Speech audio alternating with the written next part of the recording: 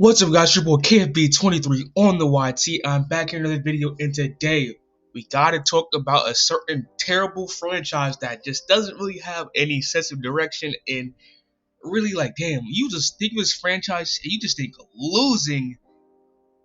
Until recently, the Sacramento Kings recently have become, I wouldn't say winners in the sense, but have become playable, interesting basketball.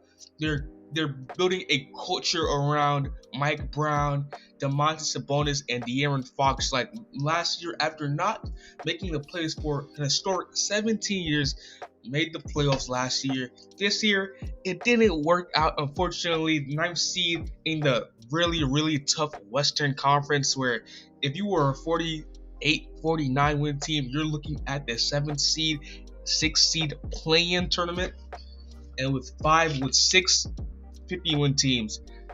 And the thing that's like really interesting is the Sacramento Kings front office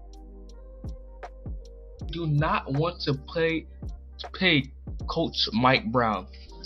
I want you to know, before Mike Brownn went to the Sacramento Kings, they didn't make the playoffs the year with Sabonis and De'Aaron Fox on that team. Regardless, right now that trade with Tyrese Halliburton and the Sabonis looks really bad. You did all of that for one playoff win, for one playoff berth, not building an actual culture.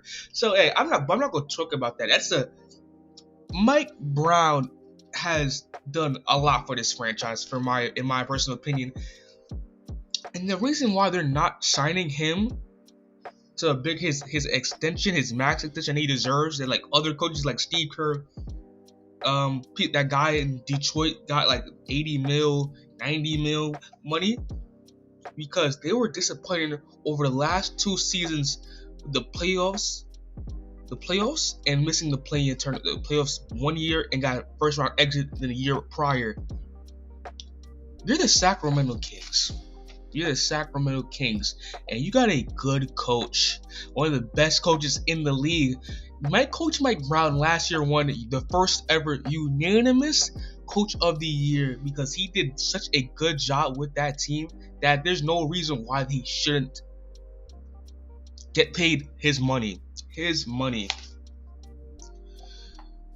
And it's not even a financial thing, because Mike Brownn, since winning in the Light the Beam and all this extra stuff that the Kings have gotten because they're a winning team, Mike Brown's arrival to the Kings, the Sacramento Kings went from $2 billion in 2022 to now $3.4 billion in 2023. That's a 49% increase on money and revenue that's coming into the Sacramento Kings, and they have the audacity to say, we won't pay Mike Brownn. One of the biggest reasons why we are having that money and having success after being a terrible ran franchise who went through 11 plus coaches in a 17-year span. Come on, it's like teams are just destined to lose. The ceiling that you have is a loser. And the best you can get is a couple playoff appearances and then go right back to losing because you're just a small market team, which doesn't even make sense. Milwaukee's a small market team and they won a championship. Denver is also a small market team and they won championships. I guess the Sacramento Kings just can't get this losing mentality out their system. They just lost so much that they just can't keep going in a positive direction in their lifetime. I don't know, bro. And look, also coming into this season, next year they're also raising their ticket prices to 15%, 5 to 15% for the ticket sales, and you're still not paying your coach of the year coach, unanimous coach of the year coach.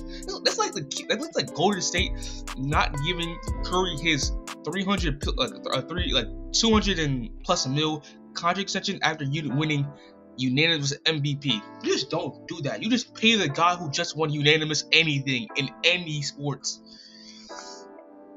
And look at the numbers from what Mike Brownn has done in the 2-year span.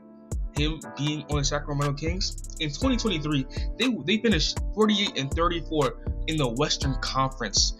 I will admit, that year's Western Conference was not as good as this year's Western Conference because, first of all, the Eastern Conference had Embiid, James Harden, Giannis, and Drew Holiday. The Celtics in Miami, like they had good teams, and the Sacramento Kings were the best offensive team in the league that year with a 25 defensive rating. But like, bro, your starting center is Domantas Sabonis. You're not gonna be an elite defensive team, regardless of what happens. And Kevin Huerter is also shooting guard. Like it's fine. They were the offensive identity. Coach Brown is a defensive coach, but he's trying his best. And they made improvements in the next year. Even though they didn't win as much games, they made improvements. They didn't fall off the map. Like I said, they got the 9th seed this year, but they were still a 46-win team with the 9th seed.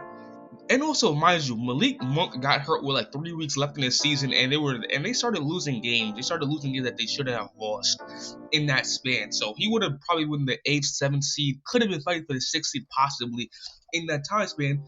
They were the 9th best offensive rating. They took a dip that year, but they also improved on the defensive end with the 17th best defensive rating in the league. Like, come on, bro. Come on. Coach Mike Brown deserves money. And I'm looking at every coach right now that's available. Like, who do you want? Like, who's better than Mike Brown?